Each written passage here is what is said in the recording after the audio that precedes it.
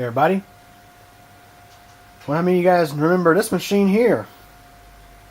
This is the original TV box that I built many years ago to serve as the home theater PC in my parents' place in the living room. Back when we were using Windows Media Center as our primary means of watching TV and stuff like that, this was their machine. And the Mid-Tower Lux Black Max was the machine that housed the Seaton Infinity TV tuner for most of the time. And this machine, along with TV box number 3 in my bedroom and the TV box Slim in the second bedroom where my grandma used to sleep. This was how we watched TV. But of course, those days have long gone. I moved up into my own place. Time Warner Cable was bought and ruined by Spectrum. You know, biggest, the latter being the biggest thing. Yeah. So I don't watch TV much anymore. Although I have thought about signing up for YouTube TV, and I'm still not sure if it will work on the YouTube on TV web interface. But that might be something to try later on. But I had plans for this machine. I had plans to get it back up and running because that TV right inside there needs a computer. It's not a smart TV, and I'd like to be able to watch YouTube and stuff like that on it. And probably YouTube TV in the future. Who knows? So the plan is to get this thing back up and running. Well, you can see the motherboard's been pulled out. The video card's been pulled out. Video card's right there, by the way. The hard drive is over here, 2 terabyte hard drive, and it still has lots of recorded TV on it. Such a shame that Time Warner Cable had restricted their streams by using the one copy flag. So, although there's lots of recorded TV on this thing from probably 2014, 2015, maybe 2016, I can't watch it because, yeah. Because of that crap. Because the motherboard that this thing had is long gone. It got put into a I think I used it to repair someone's computer a while back, and I already had plans on swapping the board in this because the previous board that was in here used an Enforce chipset, and Enforce chipsets were unfortunately not compatible with the Seaton tuner products. You try to load the driver, it frees up your computer. So it had to be AMD chipsets or Intel chipsets or some other chipset besides NVIDIA chipsets. So I had originally planned on replacing the motherboard with a different board that had an AMD chipset. Well, I don't plan on running the Seaton anytime soon unless Spectrum lowers their TV rates or some other service comes in that's compatible with the product. Otherwise, the Seaton tuner will just be a collector's item, I guess. It's going to sit in its box and not get used. So, that aside, I know we're about 3.5 minutes into the video. I'm going to pull this power supply out and do a quick little inspection of it, because it's been 2 years since this machine has been in service. That power supply, by the way, did work fine when this machine was taken out of service. I didn't have any problems there. This power supply is a cheap end unit. It's a Chief Max. But it's actually manufactured by a different OEM than the one that makes most of the infamous Chief Max units. The ones that are made by, Power Max Lead Man. Yeah, those were awful.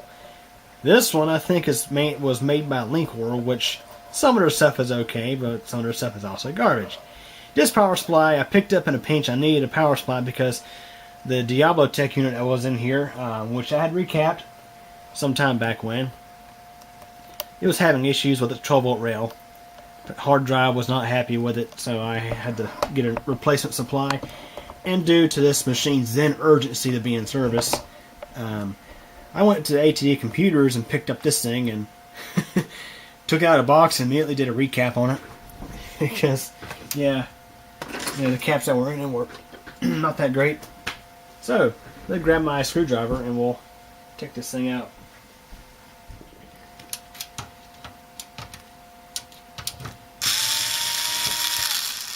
So, for you guys who haven't seen a power supply video on my channel in a while, You're in luck today.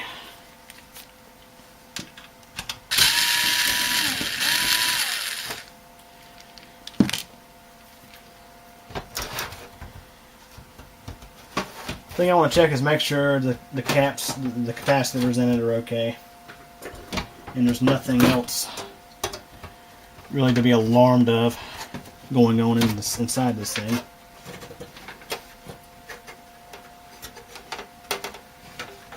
That's right, we got a little solid state drive in here that is still plugged in. Yeah, check out this solid state drive. It's not a 2.5 inches, a 1.8 inch, 64 gigabyte, made by I think Samsung. Can't remember for sure.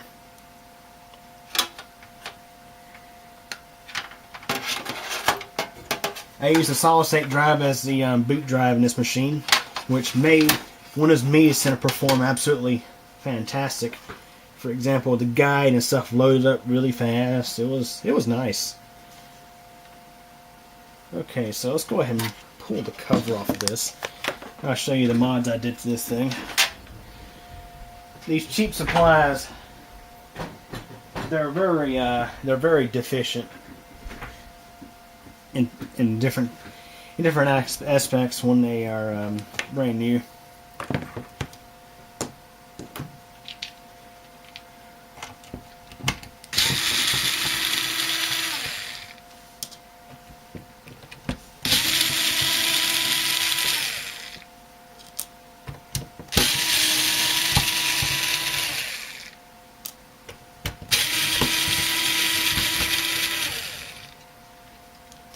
Okay, let's have a look inside here.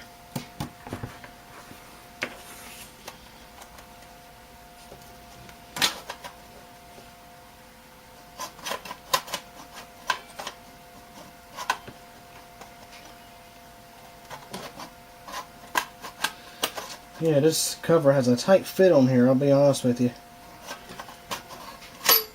There we are. Okay, so no issues I can see.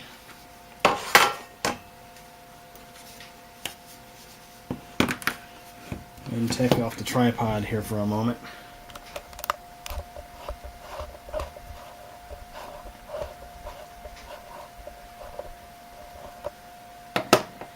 This thing is rated for 450 watts. That's a joke. However, based on the components it has, it's good for 250 watts about, I would say. This thing's been serviced several times already for various things. When I got it, first thing I did was I recapped the secondary. It had garbage caps on the secondary, except for this one capacitor, a Chemicon. That was already in there. I didn't install that one. That was factory. So I replaced these other two caps here. These capacitors over here claim to be OST, but I question that because they're rated for 470 microfarads, but they seem a little bit on the small side for being 200 volt 470 microfarad caps. And this is definitely a half-bridge topology unit with evidence of that capacitor in the back. They always have that. Half-bridge isn't exactly bad, it's just an older design. It's not the most efficient. This unit did not have this this choke. It didn't have that. It didn't have this X capacitor. It had 4 diodes instead of this bridge rectifier. So yeah, I installed the bridge rectifier, the common mode choke, and I installed this X capacitor on the plug to give it a better EMI filter. The transistors on the primary are 13009s, so they're a step up from the cheaper ones that you may find in these units. The 13009s are generally good for 300 watts. The 13007s are generally just barely good enough for 250 watts, and that's pushing it. The heat sinks are kind of chunky compared to what this thing replaced. It's not it's not a really high-end supply by any means, and it's not the greatest thing out there, but it's done the job. I don't see any discoloration on our board. All the capacitors look fine, including the ones I put in. That Diablo-Tech power supply that used to be in here, I swapped in some caps that were previously good, and those actually failed. Or at least one of them failed, started bulging. And they were Sanyo caps too. Those caps there are OST. Those came off of a motherboard. They look just fine. So yeah, although as I mentioned, it's not the greatest thing out there. It's not too bad for a Chief Max. I'll admit. I mean, they use pretty chunky heat sinks. Actually bothered to use glue to secure things in this thing. And they didn't use hot glue like some Allied Deer Solitech units used back in the day. So, oh yeah, I forgot to mention. I said I had the services thing multiple times. Well, when I first got it, yeah, I did the recap and I did the component upgrades up here. But like 5 months into this thing's service, I had to replace the front and rear fans because they both started rattling and buzzing, and they were made by a company called Wham. W-A-M. So you guess what I did with the fans? I took them outside and gave them a nice wham with the axe. So, anyways, this power supply seems to be okay. I'll go ahead and slap that together and we'll do a quick test of it. Okay, I've got the power supply reassembled and I got it back into the system chassis. We're going to start out by doing some voltage tests. I did plug the power supply in earlier. No issues. At least no fireworks. Now we're going to test all the voltage rails just with the unit itself, not with a load on it. I'm going to start by testing the 5V standby rail. We'll do a plug-in test. This unit appears to have a 2-transistor 5V standby rail, and we want to make sure that it's playing fair. So I'm going to plug this in. Let's see what a 5V standby rail does.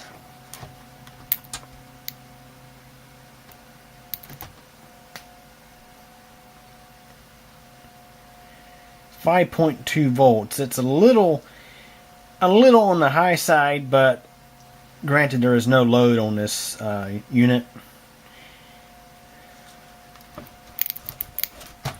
Plug it. It's a stiff socket, by the way. That's why you heard that sound. And it shuts down. The capacitor's discharged. Let's do that again.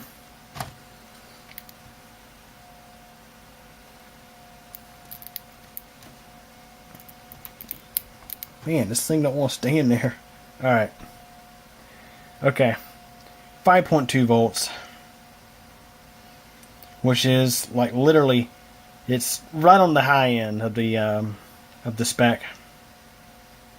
But as mentioned, there's no load on the 5V standby rail, so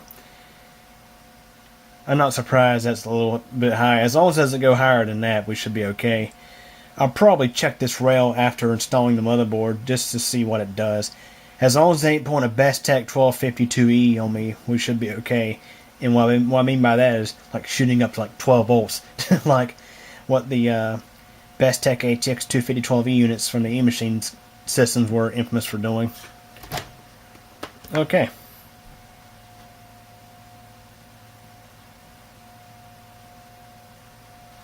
We'll let it do one more discharge.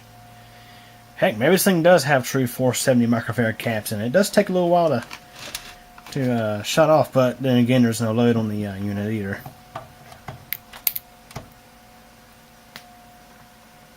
Back up to 5.2, and we're going to do a startup of the unit.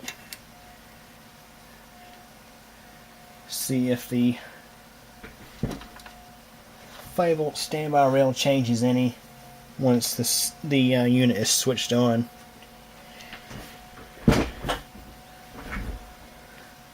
Sort out the green and black.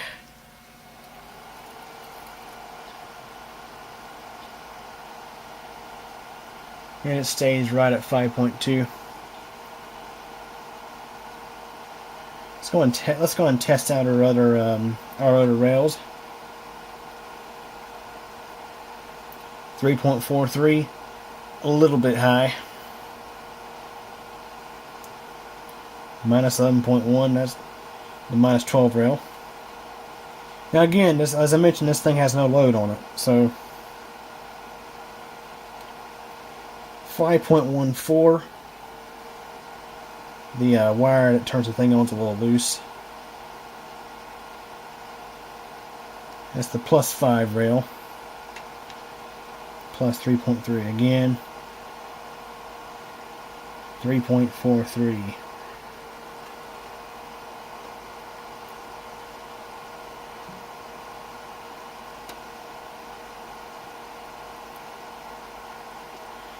Let me actually, just for the heck of it, my multimeter was the black wire was hooked up to the case ground.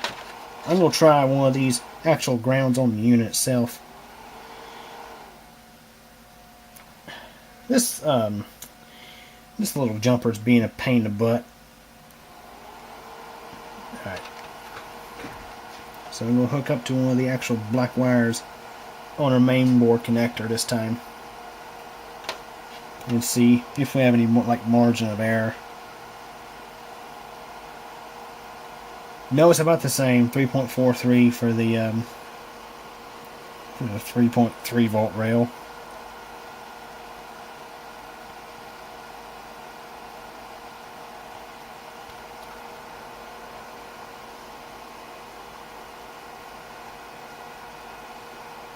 Power good is showing a high.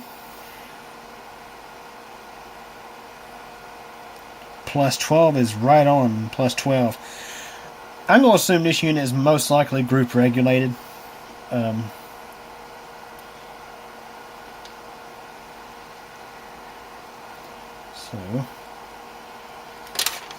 what this means,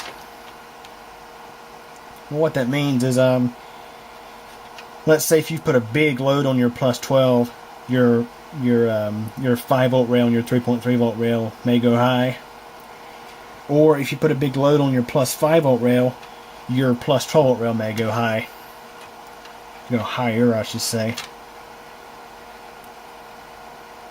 Because the entire thing is group regulated. Let's do the 5 volt standby tests again. Yep, dead on 5.2. Okay, so should be okay. Some of those readings were a little bit on the high side of the spec. They were, I think they were all in spec. They were just a little bit on the high side. I may go on with the meter again and do some checks with a load on the unit, with at least with a motherboard, a running motherboard and CPU and stuff attached to it. See what kind of difference we have there. So that concludes checking the power supply. In the next video, I'm going to go ahead and reassemble this thing. I'm going to put a motherboard in, and all that good stuff. Anyways, thanks for watching. Well, guys, that's it for this one. But it doesn't have to be. There's plenty more videos on the channel to check out. Also, if you liked the video, please click the like button. And if you absolutely hated it, there is the alternative button as well. But yeah, please subscribe to the channel. I definitely appreciate it. And remember to click the bell so that we get notified of all updates. Also, if you're interested in things aside from computers and technology, check out my second channel. It's CubeComp MTDX. Over there you'll find videos about weather, elevators, bicycling, and pretty much whatever else I figure out to upload. So yeah, anyways, hope you guys enjoyed this video, and thank you for your support.